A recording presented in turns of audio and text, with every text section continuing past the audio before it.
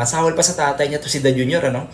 Buti pa yung tatay niya kahit paano, may ginawa eh. 'Di ba? May mga nakita tayong ginawang proyekto yung tatay niya.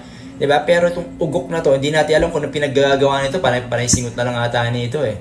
Ha? Ganyan talaga guys kapag addict tapos hindi pa nakatapos ng pag-aaral. Totoo naman talaga, wala naman talagang tinapos yan kaya ganyan ang takbo na isip niyan. So hindi nga natin alam kung talagang siya pa bang nag-iisip ng mga idea na yan eh. Di natin alam talaga kung siya pa ang nag-go-govern sa Pilipinas.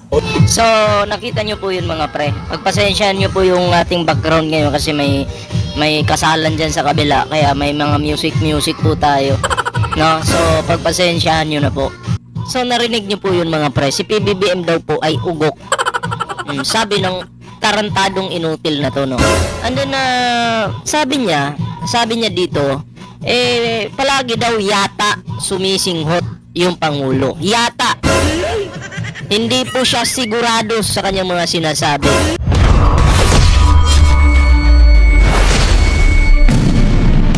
Isang mapagpalang araw na naman po sa ating lahat mga kapatid, mga kababayan at mga boss. Sa araw na ito, magandang pag-uusapan natin. Pero bago yan, bati muna tayo na isang magandang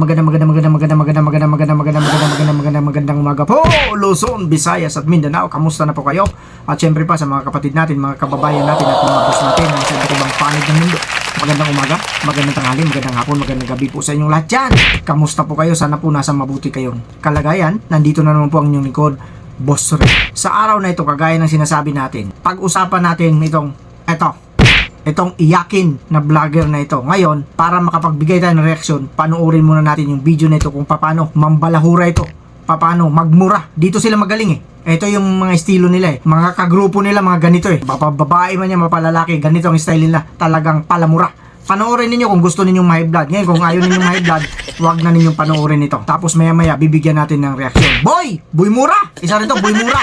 Pasok! Alas yung bus ka na nun. Masahol pa sa tatay niya to si Da Junior, ano?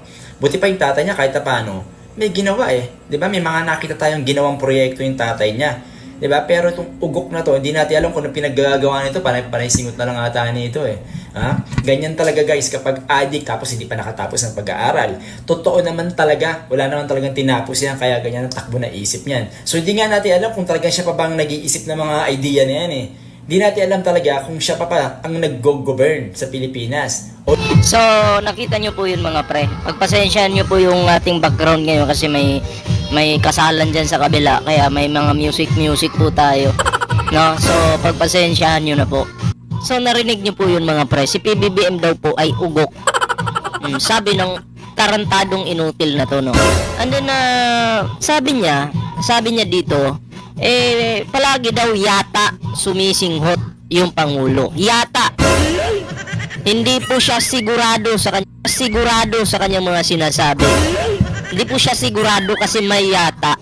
'Di ba? Yan kasi yung napalaan nyo eh. Mga uto-uto kasi kayo. 'Di ba? Kung ano yung pinapakalat ng mga fake news ni Maharlika, ng mga fake news, sinasalon nyo at pinapaniwalaan nyo. Well, hindi ko kayo masisisi dahil mga tanga kayo. DDS kayo na mga tanga kayo. Diba? Sasabihin mo hindi nakapag-aral si PBBM. O tingnan mo yan ngayon si Pangulong Bongbong Marcos. Kung hindi nakapag-aral yan, yung itong Pilipinas, mapapatakbo ba niya ng maayos? Di ba napatakbo niya ng maayos dahil sa, di ba, magandang pamumuno. Maganda po yung pamumuno niya. Tapos sasabihin mo hindi nakapagtapos. Nakulangot ka. Napaka-professional ng Pangulo magsalita, hindi nagbumura, hindi nanlalait. Tapos itong taong ito, winawalang hiyan nyo, inaakusahan yung bangag. Kayo yung totoong bangag eh. Diba? Oo, itong kutong lupa na to talaga, no? Ito po yung bibigyan natin ng reaksyon ngayon mga pre. Pasensya na kayo sa background natin ngayon kasi may kasalan dun sa kabila. Kapitbahay po namin. Diba? So, ito na mga pre, no? Bago po tayo magtuloy-tuloy sa ating reaction ngayon. Ayan, so ito, bigyan po natin ito na reaction. So, ito na mga pre, no? Panoorin po natin. Makapal ng mukha, di ba? Akalain mo wala nang ginagawa itong mga talipandas na to, ng mga bangag na to sa gobyerno. Nananakot pa. Oo, ito ha. Fake news ka na naman, kupal ka ha. Kupal talaga buong pamilya mong hindot ka ha. Hindi, namana mo yung kakupalan mo, katangahan mo eh. Namana mo sa tatay at nanay mong puki ng ina mo ka. Eto ha.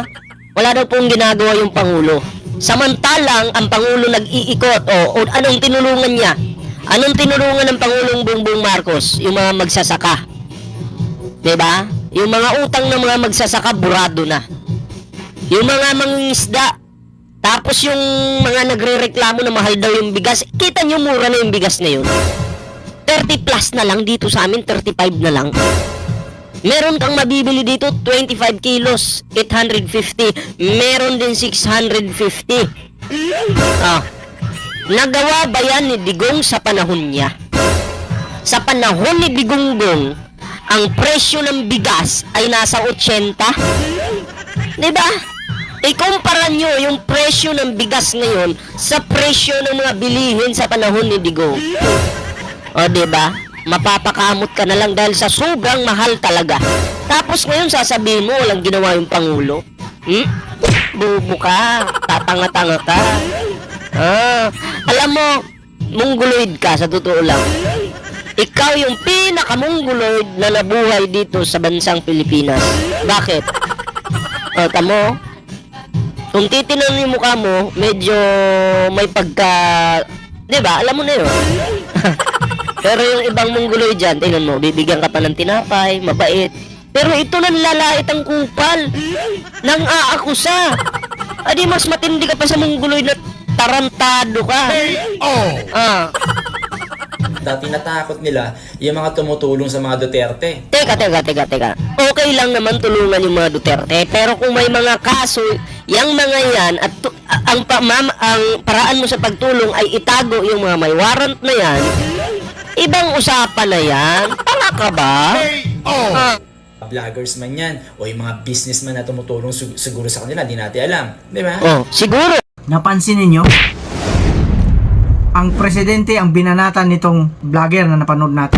Yung ginawa niya ng reaction video. Pero kung makamura ito, wagas. Pati pamilya dinamay pa. Ito sigurado iyakin ito eh. Nako, sigurado pag binanatan mo ito, pag minura mo din ito, ibinalik mo sa kanya yung mga sinabi niya, iiyak ito. Tatakbo ito doon sa CIDG sapagkat alam nila, kakampi nila. Magpa-file ng kaso kagad ito. Yan ang sinasabi ko sa inyo, mga iyakin. Pa-vlog-vlog pa kayo. Ang lagay, gusto nyo, kayo lang. Ito yung mga style nito eh. Magkagrupo itong mga ito eh. Gusto nila, sila lang yung, nabubulol ako sa'yo eh. Isa ka rin eh. Sila lang yung magaling. Sila lang yung may karapatan magmura. Sila lang yung may karapatan magbalahura sa mga tao kung sinong gusto niya balahurain. Ako, balahura. Bubulol talaga ako sa'yo. Balahurain mo ako. Gusto ko yan. Pero, wag kang iyak pag ako bumanat sa'yo.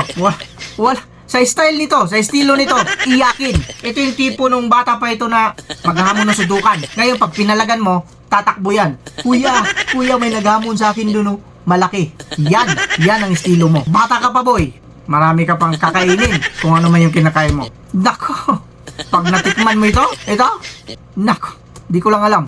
Ito yung mga, marami to sila, isang grupo ito eh. May mga babae pa na kung akala mo magsalita eh, may diferensya na ngayong pananalita. Sila pa yung may ganang magdemanda. Ito yun. Ito yung mga hunghang na mga vlogger-vloggeran. Ito yung sinasabi niya na vlogger-vloggeran. Pag nag-vlog kayo, ready kayo. Murahin kayo dyan, murahin nyo rin.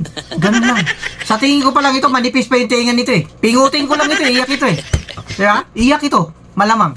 Natatawa lang ako sa inyo. Kung magmura ito, pati pamilya nung vlogger na nag-react sa ginawa ni Presidente. Dinamay pa nitong isa ring tambaluslos ito eh. Diba?